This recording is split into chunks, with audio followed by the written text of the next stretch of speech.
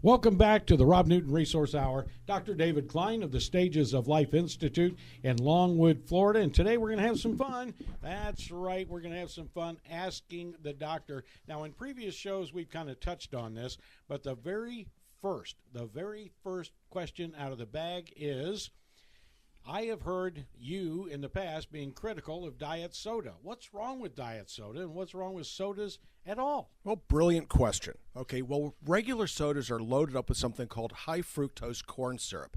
And what this stuff does is it inhibits the body's sensitivity to insulin. So insulin levels go up just to maintain regular blood sugar levels, but insulin also lays fat down on the cell. So you end up with a fatter stomach as a result, and that's why people have a difficult time getting rid of that spare tire around the waist. Now, well, what about the ones that have the fake sugar, the sweeteners, and so on and so forth? Well, the effect is the same, but instead of it coming from an insulin inhibition at the receptor, it causes the brain to stimulate the production of more insulin, and it lays down weight around your stomach. So one is a direct influence on the receptor, and the other one is on the production of insulin. Too much insulin is a bad thing. In fact, an average amount of insulin is a bad thing. You aspire to have a low level of insulin relative to a normal or low blood sugar. So sweeteners are bad all the way around, whether it's high fructose corn syrup or whether it's one of the artificial sweeteners. They are bad news.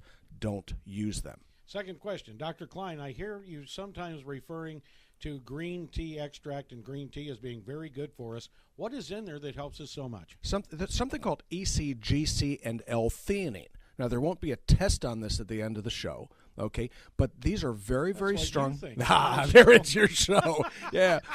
Well, these are strong antioxidants. And what the L-theanine does is it actually cleans out the liver while it settles you down.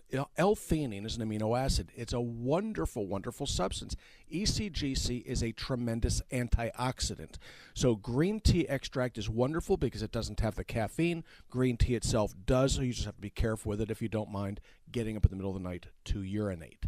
How about the pills that we see in the health food stores that say green tea extract? They're usually pretty good. Yeah, you have to look at them. Green tea extract is not difficult to make. It's not terribly expensive, and you just have to look it over to find out what the potency is. So when you're doing these things, just like any other shopping, look for how many milligrams of the ECGC and how many milligrams of L-theanine are in the green tea extract. So it has to be assayed. If it is not assayed, it's junk. You want the real thing, and you can get the top of the line for almost no money. All right, very good. What is it about fish oil that helps us to make some of the nutraceuticals you talk about work in our system? Okay, your body has needs for certain nutrients. They come in different varieties, and they are not interchangeable. Minerals being very, very important. They act as enzyme cofactors. They're kind of like building blocks to the production of proteins. Vitamins are enzyme cofactors as well, but they're organic in nature, and they work with the minerals to complete the structure of these enzymes that thereby produce other proteins. Well, what else is there? There are essential carbohydrates. People don't think about essential carbohydrates, but they're necessary for cell-to-cell recognition, autoimmune states, and so on and so forth, and the immune system in general. But that leaves us now with the essential fatty acids, or EFAs. Now, these things are odd-looking structures that are necessary for membrane stability. In other words, what does your body use omega-3 fatty acids for? The omega-6s you don't want. Okay, if there's a product that you're looking at that says 369, throw it away. It is garbage. You do not want the 6s. In fact, you want to balance it out with the 3s. So omega-3s are necessary for cell membrane structure, cell membrane flexibility, and then something odd happens with these. Your body uses the omega-3 fatty acids to produce myelin, which is the white stuff that's in the nerve and brain. Okay, 60% of your brain, of the lipids, is something called DHA, or docosahexaenoic acid. It's present in a good fish oil. And EPA, which is eicosapentaenoic acid, which is an anti-inflammatory. So, yeah, you need it. It'll make your skin look good. It'll make you feel better. Just do it. Okay, you mentioned anti-inflammatory. There are some new products that are being introduced out there that say, take this fish oil concentrate for your aches and pains. So are they sort of on the right track? Well, you can't really. Okay, here's what you do with an oil. Okay, you distill it. Okay, you distill it once, you distill it twice, you distill it 5, 6, 7 times. The more times that it's distilled, the more concentrated or the heavier the load of the good omega-3s becomes. But even more important, the more times that it's distilled, the less protein is in there, which is what gives it its stink, let's say, also gives it the mercury that you're trying to avoid. So you want them to be distilled at least 5 times, if not 6, 7 or more times. So yeah, they're concentrated, but not concentrated the way you think. They are distilled the same way that a good brandy is made from a good wine.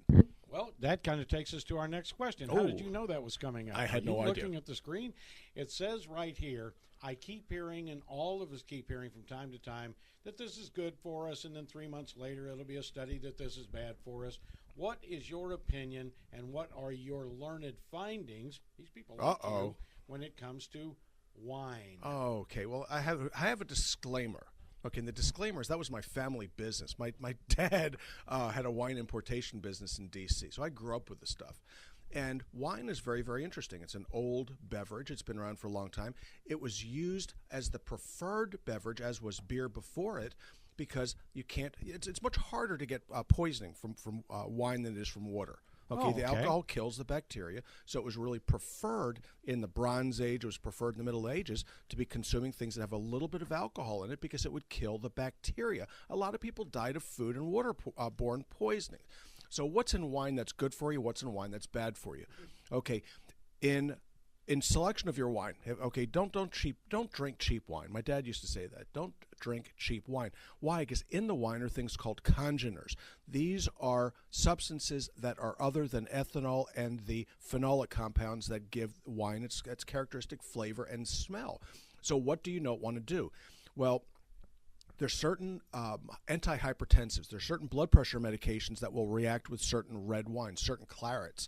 Okay, so if you're taking certain of the MAOI medications for depression and so on and so forth, you can end up with a real issue with certain red wines. So what do? Okay, you drink in moderation. An ounce of alcohol, one way or the other, is not going to hurt anybody. It's a good way to go. There's a tiny bit of resveratrol, which is a great antioxidant. And God bless you, if you're going to do it, make sure that you pair it appropriately with the food that you're serving.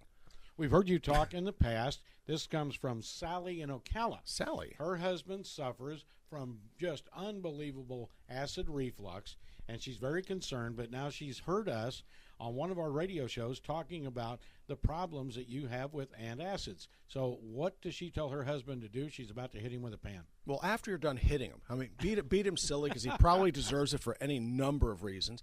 You have your doctor get something for him called sucralfate. The brand name Carafate's been around for 35 or 40 years. It's wonderful. And what this stuff does, okay, it's a complex sugar that does not get absorbed. Well, what does that mean? It means you swallow it, it coats the esophagus and coats the stomach and starts the healing process.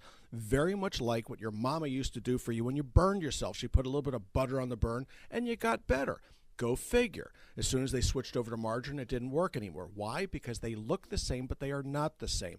Carafate is a big, white, chalky tablet. You take one of those puppies, stick it down your throat, and you'll feel better in about 30 seconds. How many times a day can you do it?